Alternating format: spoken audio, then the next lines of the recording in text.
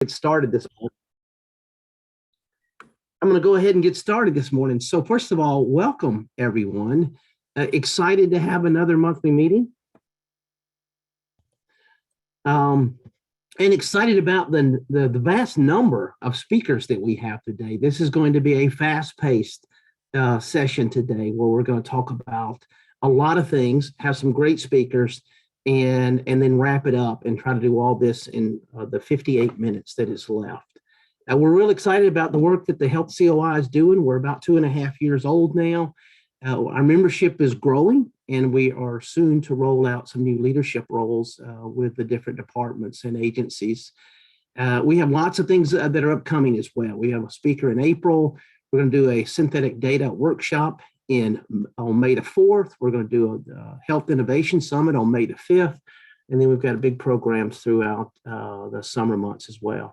As far as today goes, we have a lot of great speakers. We're going to start off with Lisa Sellers, and then we're going to move to Anil Chaudhary and Jackie French with the Emerging Technology COI to talk about the National Use Case and Solutions Library. And then finally, our featured speakers, Katrina Brisbon and Shannon Jackson with HHS. I will now turn it over to Lisa. Lisa's the co-founder of Arbor Consulting Group, and she's also the program chair for the ACT-IAC Acquisition COI. She's going to tell us a little bit about that COI. Lisa? Well, I guess I'll start with a rainy day welcome for everyone on the phone and the Acquisition COI. I do see some familiar names this morning. The Acquisition COI concentrates on how the government buys and works to elevate the best practices and innovation and procurement occurring across agencies and bureaus. So a special thank you today to the Health COI, to Casey Harris for organizing, and everyone for the joint event. We're going to be getting a deep dive on the Nussel later this month, so we're also excited to hear from the Emerging Tech COI. And also, for our members, be on the lookout for a late April event where we had the pleasure of hearing from DHS's Office of the Chief Readiness Support Officer and a few of their DHS component customers on how they achieved agility in procuring PPE during the pandemic. Those are a couple of things that we're concentrating on now. And I believe next we'll hear from the Nussel group, the Emerging Tech COI. And I believe it's Jackie this morning. Yeah, it is, Lisa. Thank you. And Todd's going to provide the introduction for that. Thank you, Lisa. Good morning. Thank you, Bobby. Thank you, Lisa. This is Todd Pantesi, co-chair of the Health Community of Interest, COI, along with Bobby. And I will be introducing our two speakers, Anil Chaudhary and Jackie French.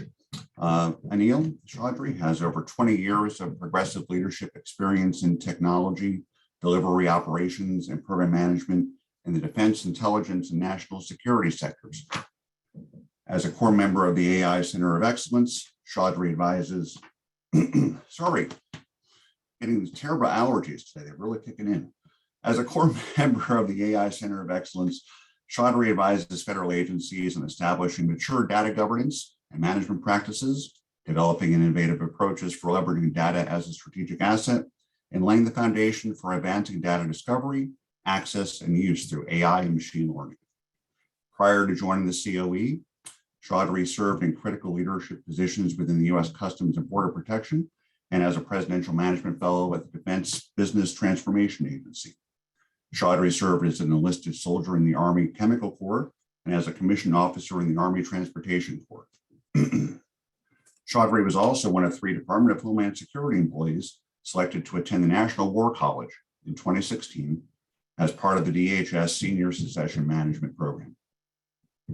Also introducing Jackie French. Jackie French serves as the communications chair for the Emerging Technologies COI and is a senior associate with KPMG's Federal Advisory Practice, and is also a recent graduate of ACT-IAC's 2021 Voyagers program.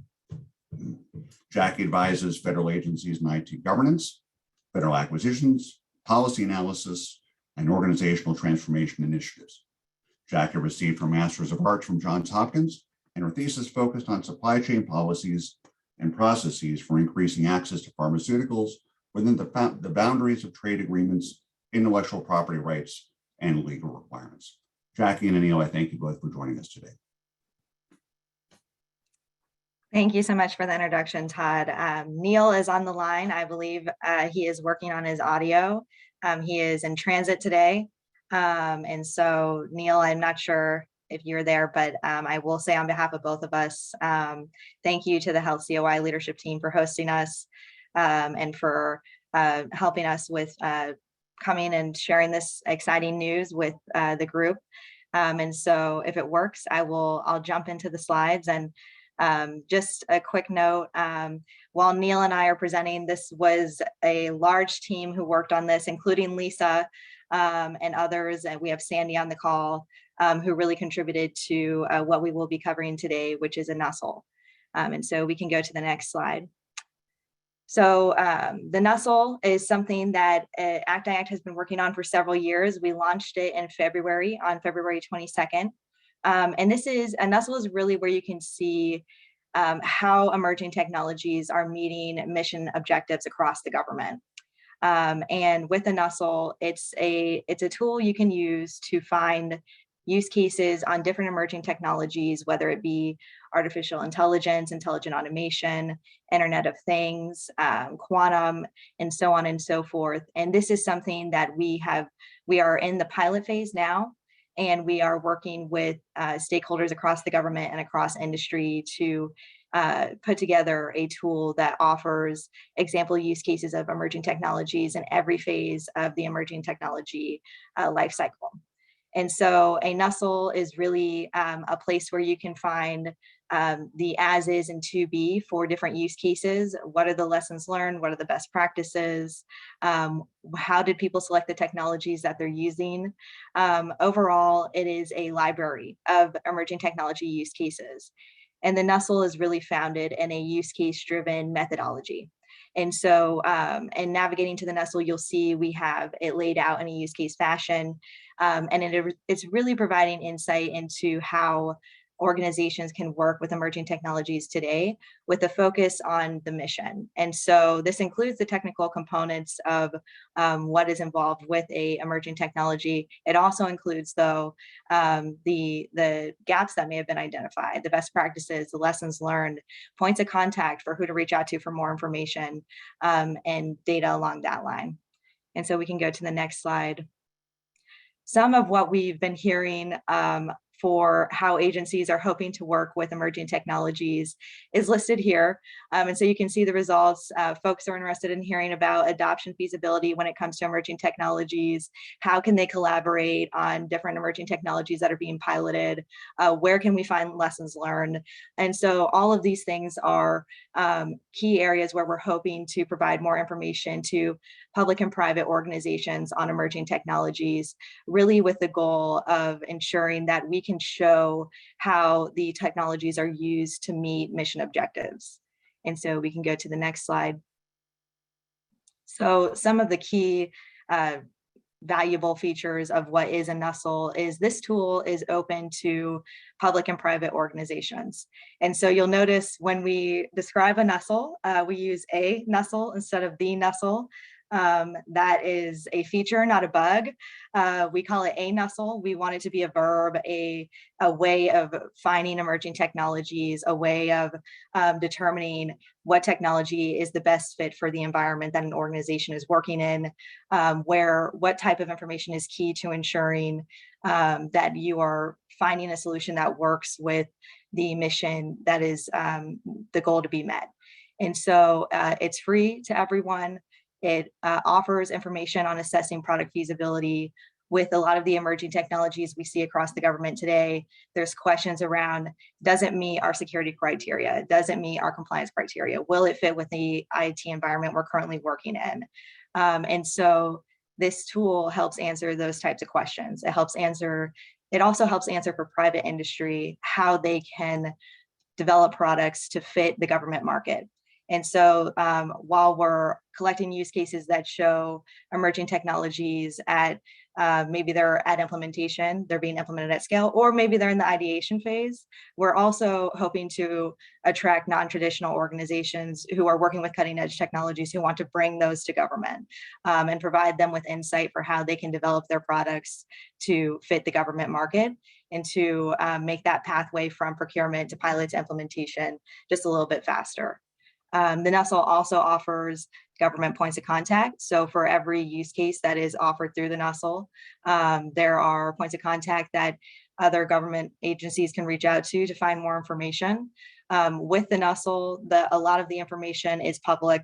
And so for those sensitive details that folks may be interested in learning more about, this is a way to find the example technology and then reach out to folks for more information and figure out how agencies are moving forward with different technologies, provided what they're working with today. And then finally, at the heart of the Nussel is the ability to find contractual language for how you may conduct market research or acquisition planning for an emerging technology and determining what really fits best within the tool that you're looking for. And so this is a very helpful resource for that. As Lisa mentioned, we'll be presenting on the Nussel and how it applies for the acquisition community in more detail at the Acquisition Community of Interest on March 30th. And this is something that we are really focused on building out right now and ensuring that it's something that offers value to the 1102 community. So we can move to the next slide. And so along with the pilot platform, we launched a white paper titled Improving Emerging Technology Federal Acquisition Outcomes. This is available today. It's linked through these slides. I believe the slides will be sent out after this meeting. We can also provide the link and it is available on the ACT-IAC website.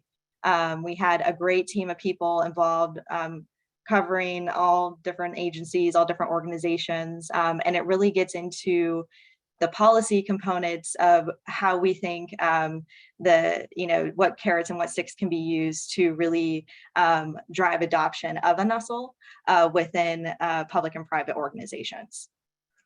So next slide. And so within the white paper, there are 4 key recommendations outlined with the Federal Acquisition Regulation, or FAR Part 7 being a very key part of this. And then also with the Chief Technology Officer appointment being a key part of this. I'll speak more to that in the subsequent slide, but on the next slide for the first part of the first recommendation, and I think we can go to the next slide, slide 12. There you go. Federal Acquisition Regulation Part 7.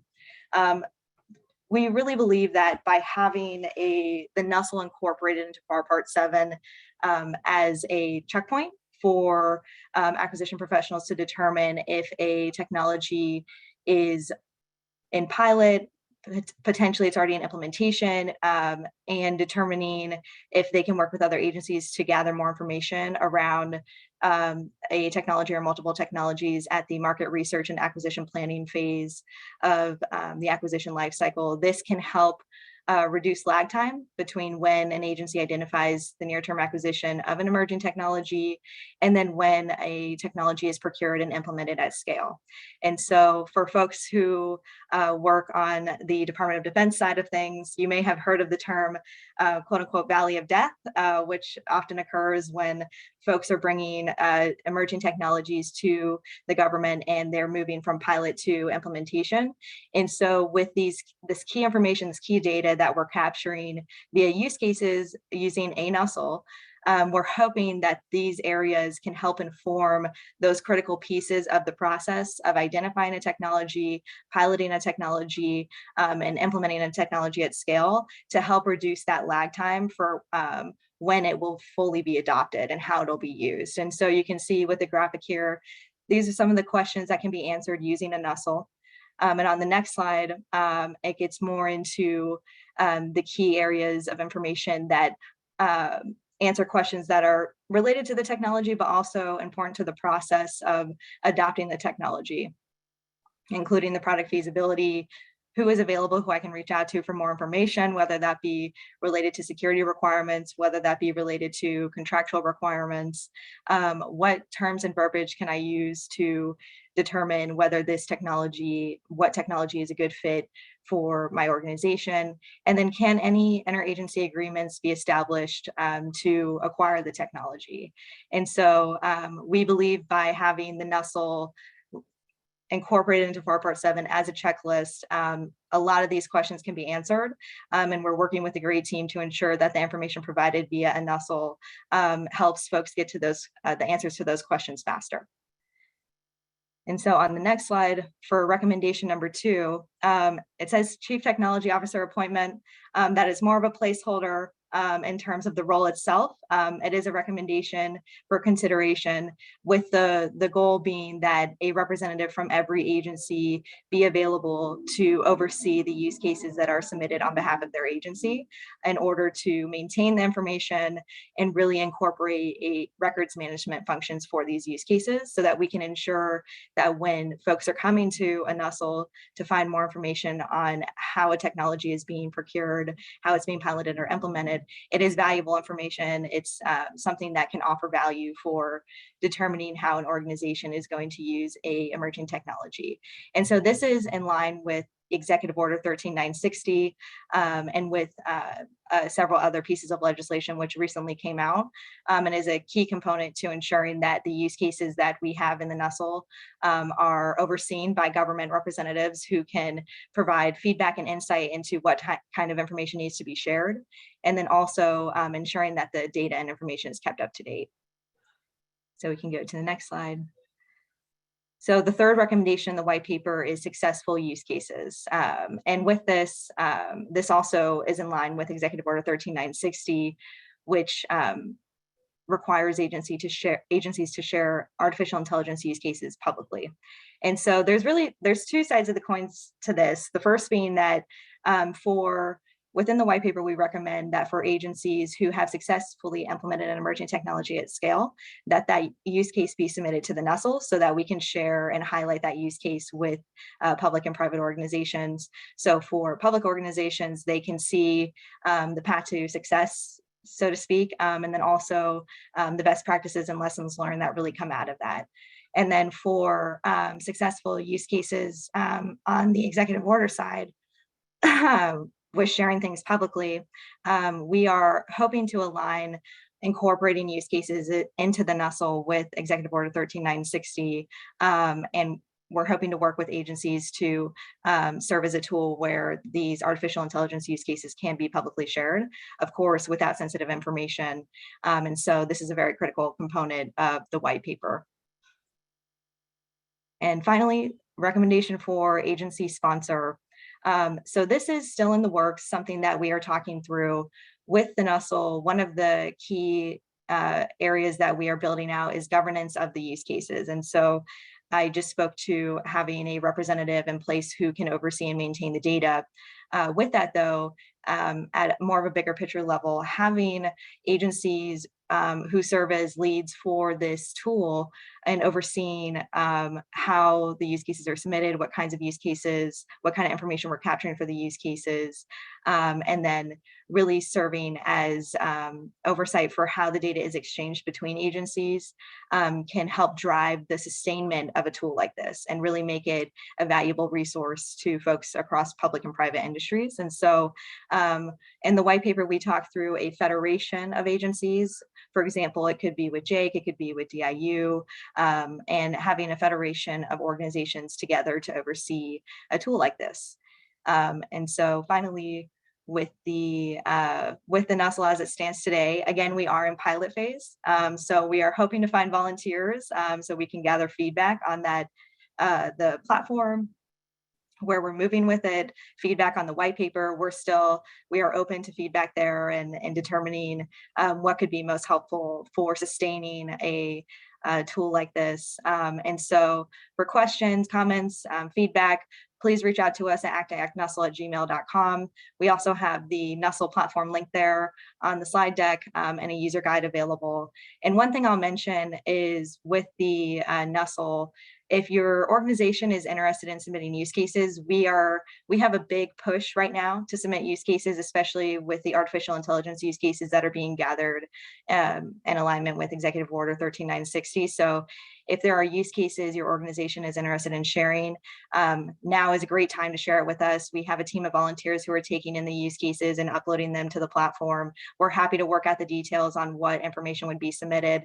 I will admit we have a backlog of use cases right now. So on the other side of that, I will mention if you are interested in seeing the example use cases and you go to the site and maybe you're not really finding exactly the kind of example use case that you're looking for, I would recommend please reach out to us at the email. We may have a use case that's not up yet that could be of interest to your organization, and we would be happy to share that information.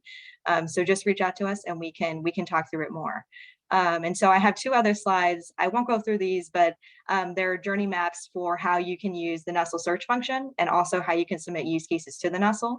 And so these will be sent out and hopefully they're helpful for how the tool can be used.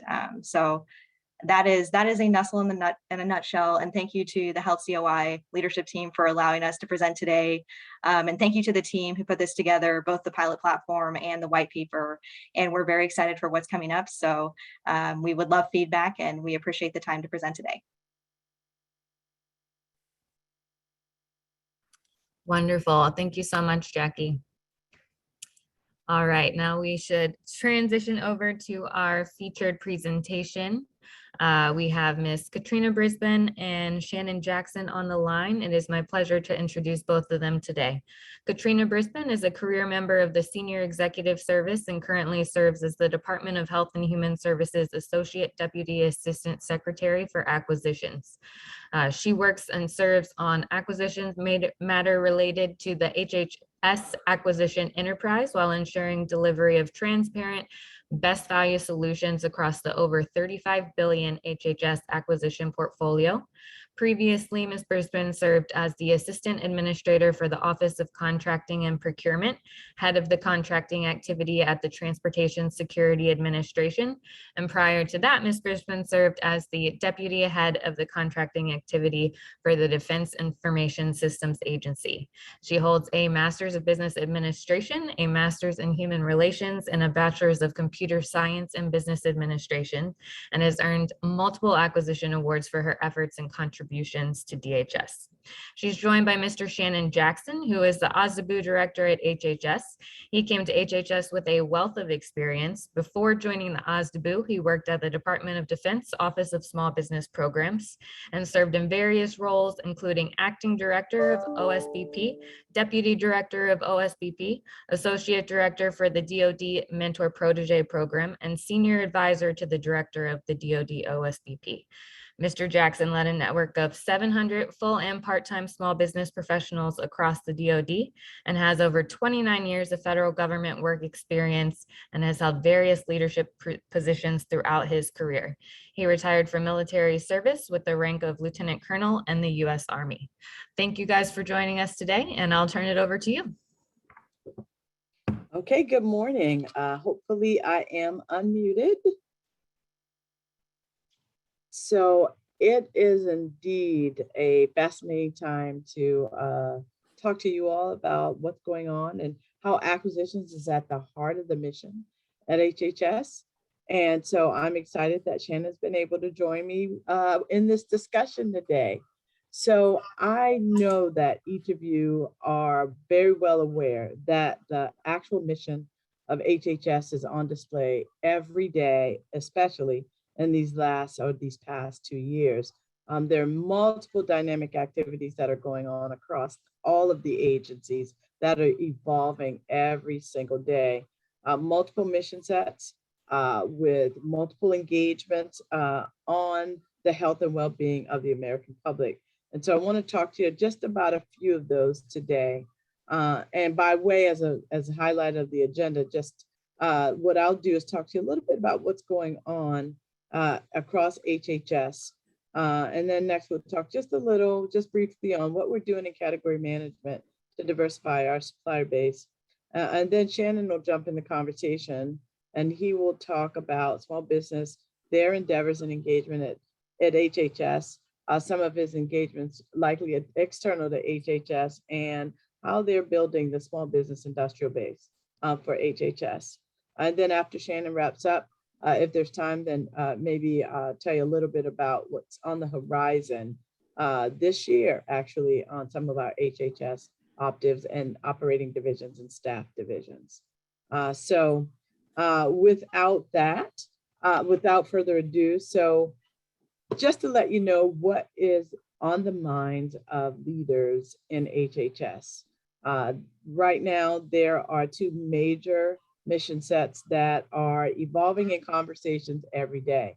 As you could very well imagine, COVID-19 response is one of those, ensuring the health and well-being of the dynamic and different populations across the US. And HHS continues its journey for response to the pandemic and with vaccines, therapeutics, and other diagnostics. The HHS Secretary for Preparedness and Response, they lead the charge with ensuring vaccines are available to all pockets of the US. So recently, some of the things that HHS has done is recognizing that the vaccines are not as available in some pockets of the US, have expanded testing. I didn't mean to say vaccines, I do apologize. The testing is not readily available in some pockets of the US, especially in underserved communities. So one of the things that have been done under what we call ASPR, or the Assistant Secretary for Preparedness and Response, is they've expanded testing. So I don't know about you, but I know back in January, I tried to get a test after a trip to Hawaii. That was my first time on a flight since the pandemic had started. So just being extra cautious, I ended up with the sniffles. So I decided I would try to get a test. At that point, it was the first week in January. It took 2 weeks for me to get in to get a test. And so recognizing some of the work that we're doing, just recently had another trip that I was getting a test for, and I was able to get in the same day.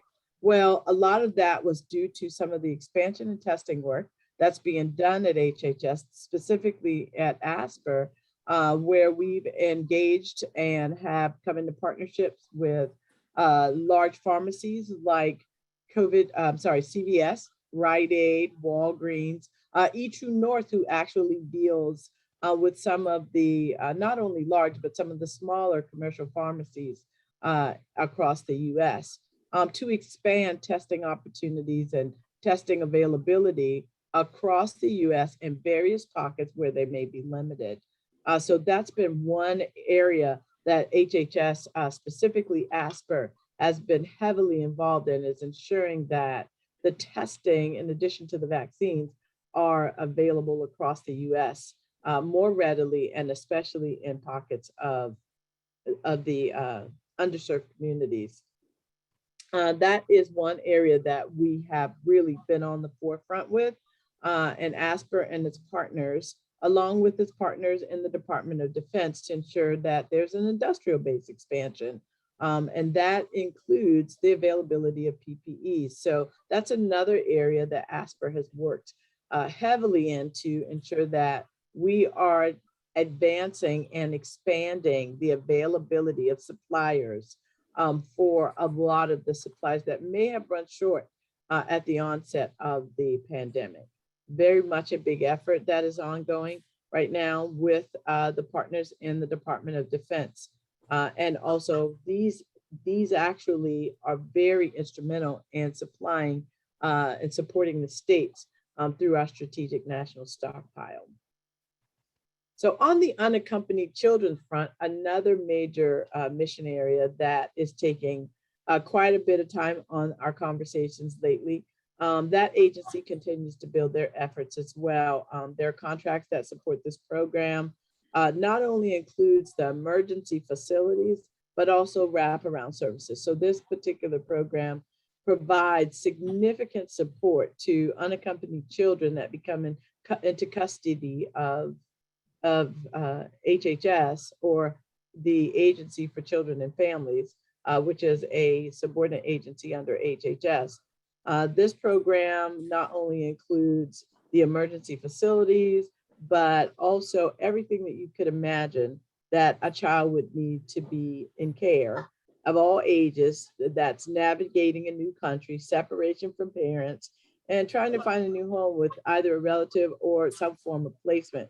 So these kinds of services that we're offering through these contracts are counseling services, educational services, clothing, food services, daycare services, medical services, and legal services, just to name a few. So it's a large program that encompasses quite a bit of activity, quite a bit of work, and a lot of resources across the department at large to support these efforts under this particular mission set. So this particular effort continues as anytime there's an anticipation of an influx of children. So most of what occurred in 2021 was an influx of children at the border, the southwest border. And so there's additional support that's also being provided to children in the US from Afghanistan.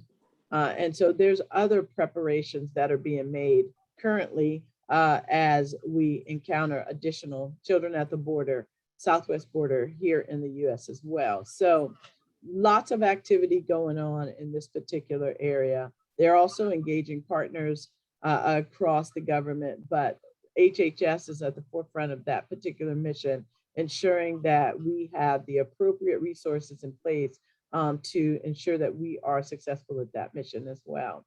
So hopefully that gives you some insight into two specific things that actually take up a lot of the discussions, at least also around my office and some of the other office of the secretary during any given day, because these two missions are still ongoing and they do require quite a bit of attention and resources to ensure that not only HHS is successful, but that HHS is achieving its mission that supports the American public. So on our category management front, and after I talk about this, I'm going to turn it over to Shannon. On the category management front, we're doing quite a bit of efforts to ensure that we are diversifying our industrial base. And that also dovetails into some of the efforts that Shannon will talk to you about as well, wanting to ensure that we have included contracts that are government-wide contracts in our focus on how we go about trying to ensure that we have medical services and medical supplies for our laboratories across HHS. And so those are some of the focuses that our category management team is providing to HHS and ensuring that they are targeting specific contracts to ensure that we are meeting our specific goals that our wonderful Aussieboo director has ensured that we have meanable goals for HHS to follow, for HHS to achieve, but more importantly, that we're able to leverage the buying power of the department to ensure that we're getting the best prices and the best resources to support the mission areas. But one of the major focuses is diversification of the supplier base for HHS. And so category management is a tool that we are utilizing to be able to achieve that goal. So I won't go on anymore. I'm going to turn it over to Shannon, let him talk to you a little bit so that we leave a little time for questions. Shannon, over to you. Thank you, Katrina. And thank you for all today for participating in this event. And it's truly a pleasure. Katrina didn't tell you, I've only been here for about 120 days, plus or minus. We're getting to the 120-day period, but it has been a pleasure to be here in HHS and coming from DOD. It's just a transition. I said yesterday when I was on another event where we were transitioning from taking care of the war fighter to now taking care of the American people. And I think that's the passion of it. And that's what drives me every day. So just a little bit about what we're doing here in the Aussieboo office. Again, one of the things that we're driven by is a lot of the goals. One thing I would tell industry, and I always tell industry, is really not about the goals. It's really having qualified small businesses doing work for the agency or the department to support our efforts. So just want to always start off with some stats, just a little bit. So last year, the HHS spent over $9.3 billion in prime contracts for small business, which is huge, which I was informed yesterday, we're number 2 in the spending when you talk about in the federal government, talking about spending for small business. So that is a huge effort. That means small business is very important. Now we're faced with a couple other challenges now. One of the things in that we are faced with now is the executive order 13985. That is probably one of the biggest advancing equity in procurement. Is probably one of the biggest efforts that we're going to be undertaking here in the OSTBU office, other than some of the other priorities. And we'll get to that. But one of the things that I think that the advancing equity has done is really, it used to just be an OSTBU challenge. Now it becomes a organization challenge to really achieve the goals for what we're trying to get after and provide necessary opportunities for our small business community. So a couple areas that we are going to be focused on this year. One is the Executive Order 13985. The other area is we're going to be really trying to increase our service-disabled, veteran-owned, and our hub zone industrial base. This has been a challenge for the department for the last couple of years, and we've got a couple of initiatives going on. We're meeting with a lot of different associations to really help us try to get that industrial base back into the department. But the one thing I forgot to mention, really, when we talk about the goals, in the executive order, we used to have a service small disadvantaged business goal of 5%. The federal government recently changed it to 11%. And the department's goal, our part of that 11% is 13.05%, which is an increase of a significant increase from what was last year. But just to let everyone know that the department did achieve 13.84% in their service, small disadvantaged business goals last year. So it is out there, that market is out there. So, but that drives us to that point of how do we increase that industrial base to meet the challenges of that 13% and be consistent across the board. And what we're doing, just as I stated before, improving our small business performance in the socioeconomic categories and hub zone and service disabled veteran owned. One of the other initiatives that we really are going to be looking at is really modernizing our small business industrial base and to ensure that they have the resilience and to prepare for a potential next pandemic. A lot of that really stems from, we learned a lot from this pandemic. When you look at the small businesses that have survived and that have fallen off, our industrial base has really shrunk over the last several years, and the pandemic did not help. And so we have to grow our industrial base in order to have a sustainable supply chain in order to meet any future challenges that we may have. So that's another area. Also another area is technology. I am coming from DOD, I really focus in on technology, and I believe small businesses have some great technology that can be brought to the forefront to address some of the department's capability challenges. So we will be working with NIH on their SBIR program to look at the topics that are out there where small businesses can actually play at. The last one is one near and dear to my heart is we will be working, one of the things in the executive order and in the OMB memo talked about strengthening our oversight on large primes in their subcontract plans and goals. And the reason why this is very important is if we ensure that large primes are meeting their obligations with their subcontract plans, what that does is, one, that helps us continue to build that industrial base. Because remember, we are wanting these potential small businesses to potentially be a prime contract in the future. So we will be looking at those and working with our large primes to really ensure that they meet those objectives that they've set forth in their subcontract plans that they agreed on when they do contracts with the department. So, and the next thing is that those are the highlights of our priorities for FY22. There's more to come. We have a national small business conference coming up in May timeframe, 18 and 19 May. I have several industry engagements that I am trying to engage industry to help bring that industrial base back into HHS and to support the department. With that said, questions, I'm good, Katrina. Thank you. Okay, well, at this point, want to see if there are any questions for us. And if anybody has any questions, we've got about 7 minutes, looks like, to answer questions. Got about that much time left on the agenda.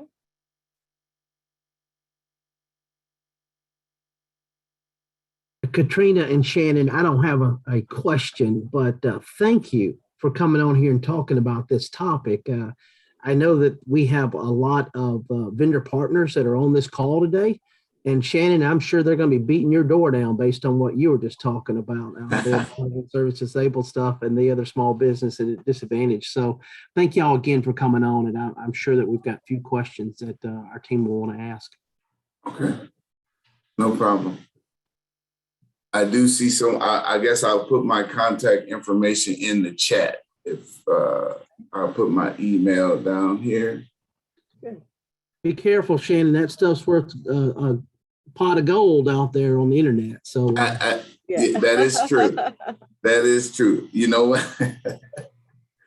What I will do is I will provide the link to how you get in contact, so then we can streamline, because I know how that is when it gets to that point. But remember this, I'm open for business. I do not turn back any small business or any business. I'm open to talk to industry, because in order for us to meet our challenges that we have as a organization and our goals, we need to interact with our industrial base to help bring them forward. And one of the, as we talk about it, when you say that, is one of the objectives in the OMB memo and in the executive order: how do we reduce barriers? Reducing barriers, and this, I think virtual industry days and virtual meetings have really reduced a lot of the barriers, because now you actually are talking directly to the leadership, the procurement folks. One of the things we're going to be focusing on in May is actually doing one full day of matchmaking.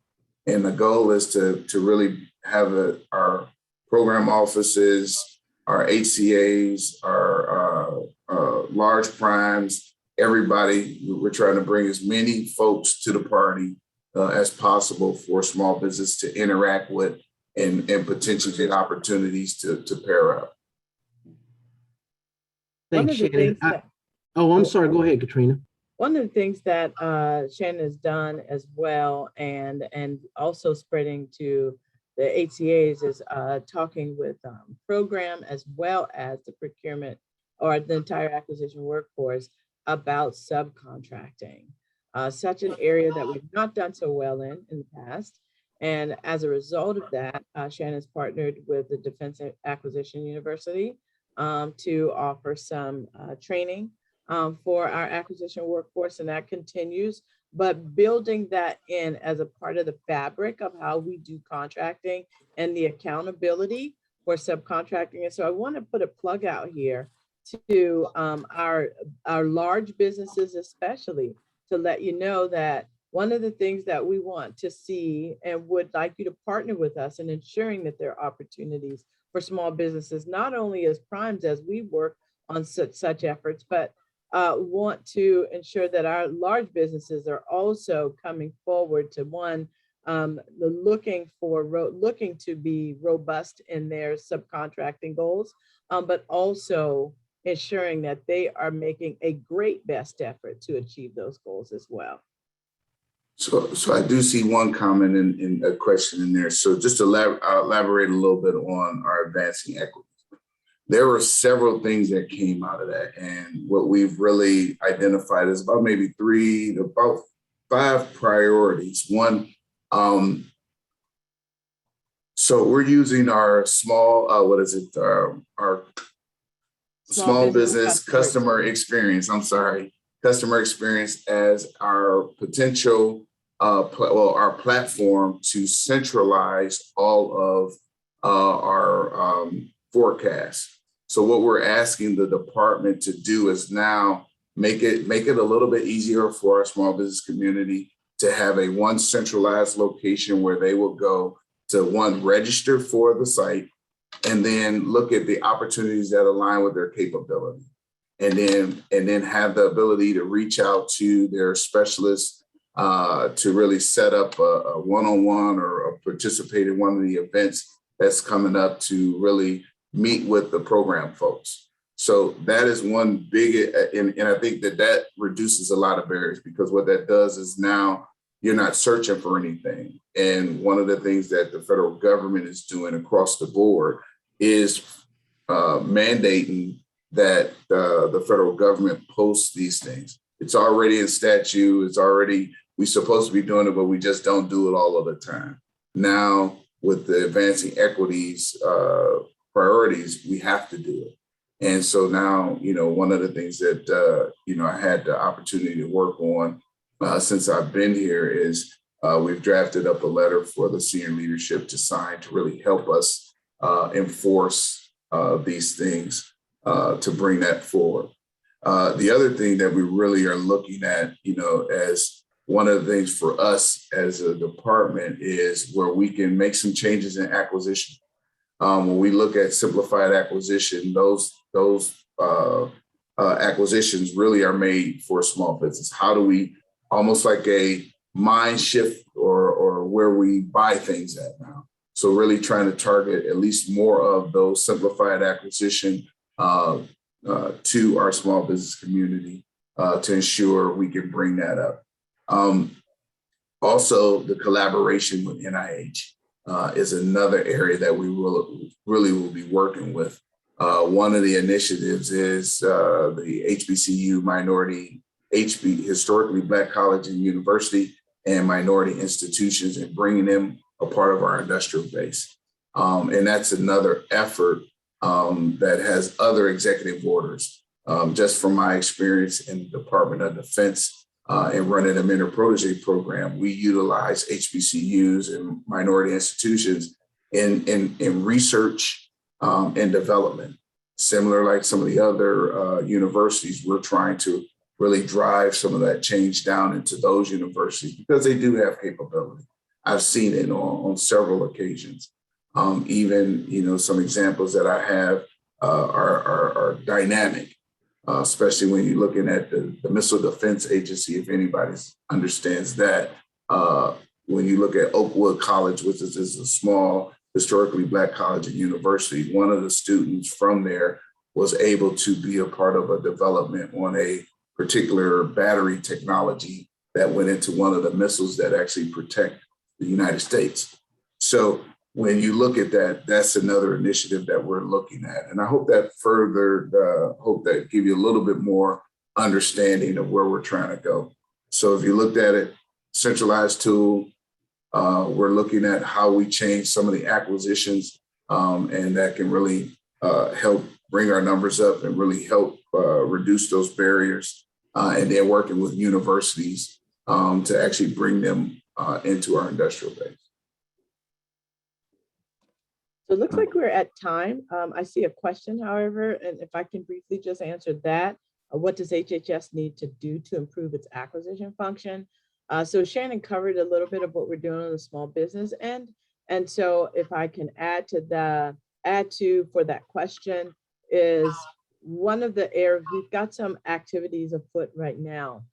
So as you can imagine, even in your respective companies or your respective agencies, you can imagine that anything that's short-staffed, there's staffing gaps, They're only able to get the immediate things done and handled what's on the plate right now. But as far as the extension of the full acquisition phase, and that's what there are some shortfalls in what we're able to get done. And so one of the things that is an effort that is afoot across the agency right now is taking a look at the acquisition workforce and understanding what right sizing means, understanding what infusing some journeyman and senior level, additional journeyman and senior level skills so that we're able to meet, the missions independently from an acquisition perspective. And so that's one of the areas that we are considering both infusion of new persons, I call them new entrants to the workforce, as well as more experienced to have a good blend. But the entire picture is an increase in the volume of what we have currently in the acquisition workforce. So that is a move afoot. It's not something that changes overnight, but will take some time, but it will require some additional organizational assessments. And so those are specific things that we've begun to work on so that we have folks that aren't just not only have time to work on just what is the immediate, but also build their career, build the technical and business management skills and business advisory skills that are needed for an acquisition workforce. Additionally, be able to carry out all the functions in the acquisition life cycle without having some of the gaps that we may be seeing in some of our assessments. So that is one movement that we've got going to help with building the acquisition workforce for HHS. All right, Katrina, Shannon, thank you again. Great presentation, a lot of valuable information here. I'm sure you will hear from a lot of the folks on this Zoom call today, and the word will spread. So I'm glad to have you all there, and thanks again. All right, you're welcome. We're grateful to be here. Thank you. And with that, we'll turn to Elijah Biggs. Elijah's got some closing thoughts and comments for us. Elijah? Hey, thanks, Bobby. And thanks, Katrina and Shannon, for sharing out today. I wasn't able to attend the whole session, but I look forward to catching the playback.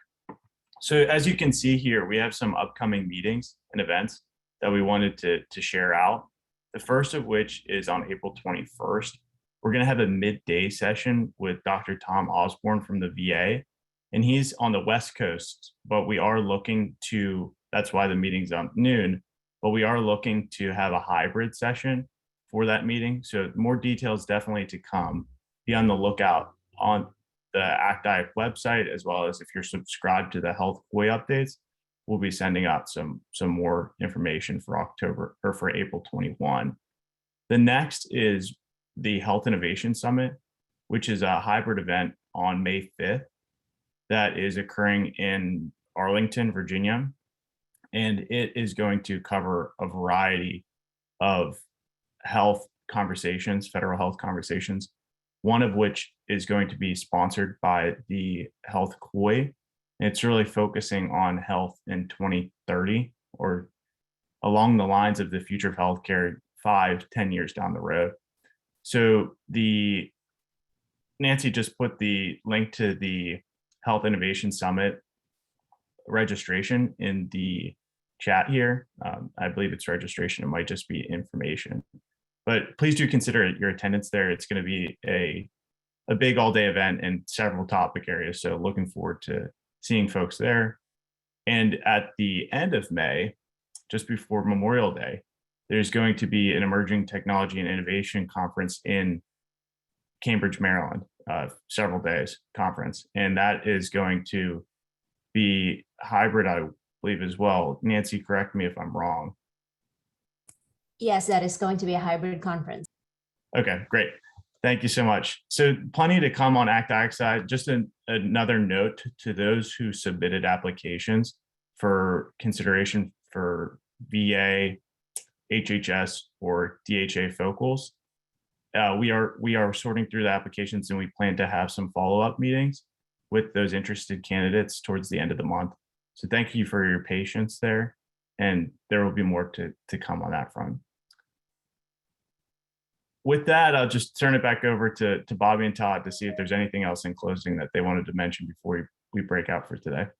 All right, Elijah, thank you very much. And Casey, we not only stayed on a schedule, we actually finished a couple of minutes early, even though we got a little bit of a late start.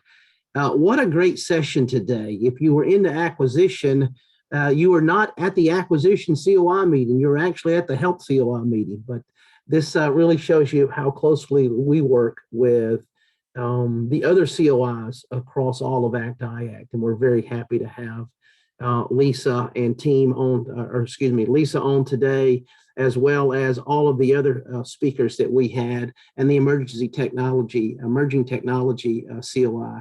If you didn't know what Nussel was, now you do. And I posted out there on LinkedIn about that. So go out and share that so other folks will find out about Nussel and how we take advantage of it. Todd, to you for final comments. No more comments besides I thought it was a great talk, really collaborative effort across the multiple COIs here and great speakers. So thank you all for attending.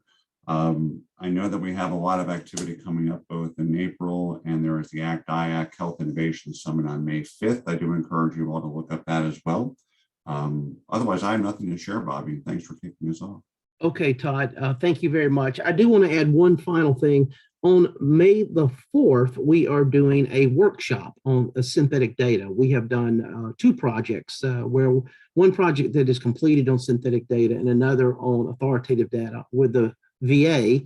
And the synthetic data project has led us to do this half-day workshop.